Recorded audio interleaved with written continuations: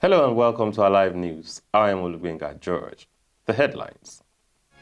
Weeks after returning from Europe, Tinubu jets out of Nigeria. Court stops NBC from punishing broadcast stations with fines. In foreign stories, PM Trudeau insists Canada will not be intimidated by China retaliations despite sanctions.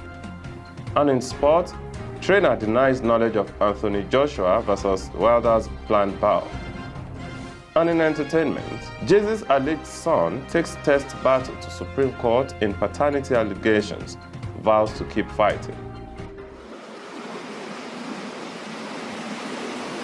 This is Alive TV. Now the news in detail. The president-elect Bola Tinubu today left Nigeria for Europe 2 weeks after returning from a three-country visit that included London, Saudi Arabia, and Paris. The trip is part of Tinubu's efforts to refine transition plans and programs, as well as discuss policy options with key aides. According to a statement from the office of the president-elect, signed by Tunde Rahman, the trip allows Tinubu to carry out tasks without unnecessary pressure and distractions. During his visit, Tinubu will engage with investors and key allies to market investment opportunities in Nigeria and showcase his administration's commitment to fostering a business-friendly environment through policies and regulations.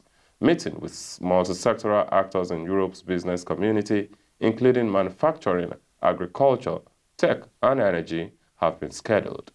Tinubu hopes to convince them of Nigeria's readiness for business under his leadership, focusing on job creation and skills acquisition.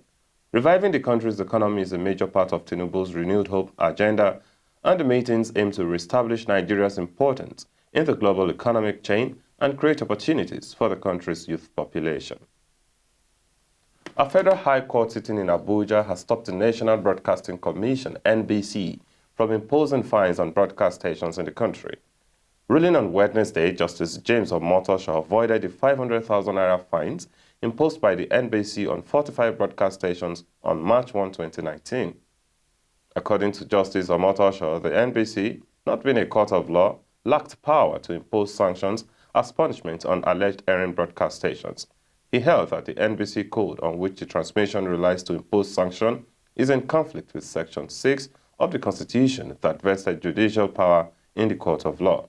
The judge said the court would not sit idle and watch a body imposing fine arbitrarily without recourse to the law.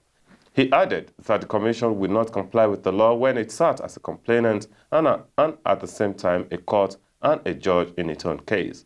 The judgment was on the suit marked FHC ABJ CS 1386-2021, filed by GROW, the Incorporated Trustees of Media Rights Agenda.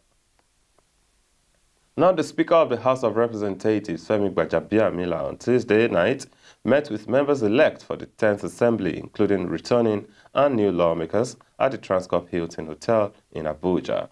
The meeting, held behind closed doors, was organized by the Joint Task, a coalition of 8 political parties led by lawmakers loyal to the Gbajabiamila and President-elect Bola Tinubu. The sit-down took place amid opposition to the All Progressives Congress nomination of Tajuddin Abbas for the speakership position. Some aspirants in the race had rejected the APC's decision to pick Abbas and Benjamin Kalu as a speaker and deputy speaker. At the speakership declaration of Mukhtar Betara on Monday, Deputy Speaker Idris Wase, who is also in the race, said they would reject any attempt to hijack the parliament, stressing the need for an independent and free parliament. At Betara's declaration, speakership hopefuls Al-Hassan Doguwa, Yusuf Gaji, and Sada Soli were in attendance hours after the APC announced its zoning formula for the National Assembly principal offices. Although details of the closed-door meeting remain undisclosed, it is understood that it aimed to persuade lawmakers to support the party's choice. Now in foreign news. Fighting in Sudan's capital escalated on Wednesday with fierce clashes and airstrikes, witnesses said, as delegations of rival military factions continued talks in Saudi Arabia aimed at securing a ceasefire and humanitarian relief. Residents reported ground battles in several neighborhoods of Khartoum between the army and the paramilitary Rapid Support Forces, RSF, as well as heavy gunfire in the north of Omdurman and the east of Bari. two adjacent cities separated from Khartoum by the Nile River. Army has been pounding targets across the three cities since Tuesday as it tries to root out RSF forces that have taken control of large residential areas and strategic sites since early in the conflict that erupted on April 15. The conflict has created a humanitarian crisis in Africa's third largest nation by area, displacing more than 700,000 people inside the country and prompting 150,000 to flee to neighboring states. It has also sparked unrest in Sudan Western Darfur region. And our Prime Minister Justin Trudeau on Tuesday said Canada will not be intimidated by China following tit-for-tat diplomatic expulsions by Ottawa and Beijing. Ottawa expelled Chinese diplomat Zhao Wei on Monday over allegations related to foreign interference, and hours later, China asked a Canadian diplomat in Shanghai to leave by May 13 in response to what it called Ottawa's unreasonable actions. A row has simmered since the detention of Huawei Technologies executive Meng Wanzhou in 2018 and Beijing's subsequent arrest of two Canadians on spying charges. All three were freed in 2021. Some fear the latest flare-up could have economic repercussions for Canada. Chinese imports of Canadian goods rose to 16% last year to a record of 100 billion Canadian dollars, that is $74.8 billion.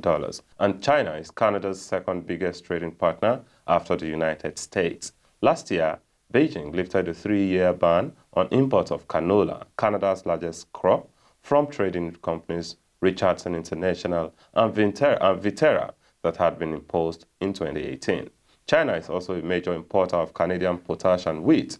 Global supplies of wheat and vegetable oil are in tighter supply due to the Ukraine war, which may make it difficult for China to limit its import of Canadian wheat and canola. And now in sports, Anthony Joshua's trainer, Derrick James, has insisted that there is no planned fight between his client and American heavyweight boxer Deontay Wilder.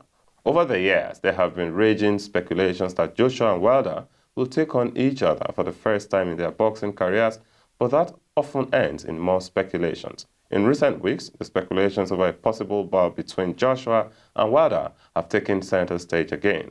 This time around, there are reports that two sought-after boxers could clash in Saudi Arabia in December. Interestingly, Joshua had said he won't box until December, which has further given credence to the speculations.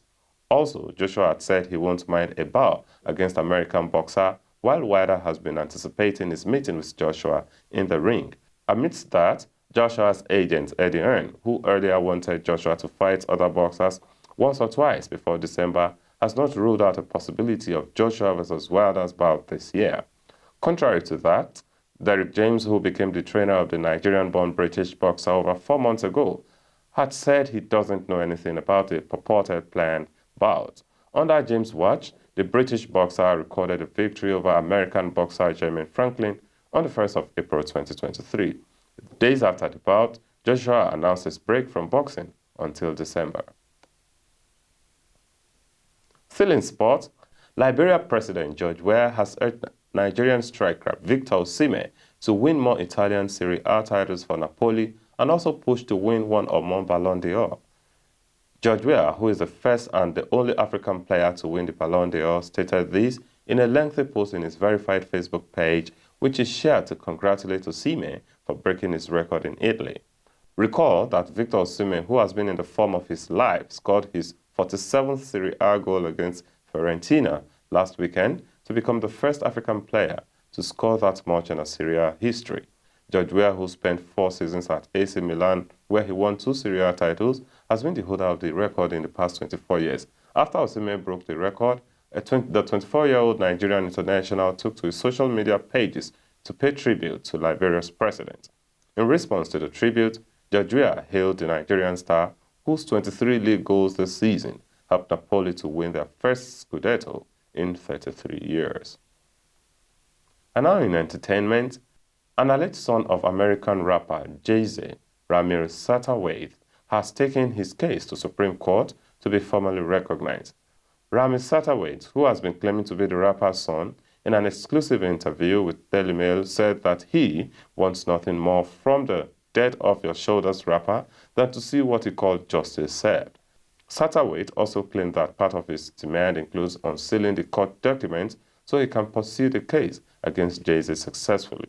The legal battle began when Satterthwaite's mother, Wanda, came forward with the claim that she had had sex with the rapper in the 1990s when she was going through a rough patch with her high school sweetheart. Wanda claimed at that time she had been battling Jay-Z in court since at least 2012, and she was disrespected by his legal team. At that time, too, their lawsuit claimed an attorney the Satterthwaite hired was best friends and neighbors with Jay's lawyer, and they worked together to create procedural problems that led the case to be thrown out. And even back then, Satterthwaite claimed that he wasn't looking for a piece of the massive Carter fortune. Rather, he just wanted the rapper to acknowledge him as his son. And that's all on the news. Thanks so much for joining.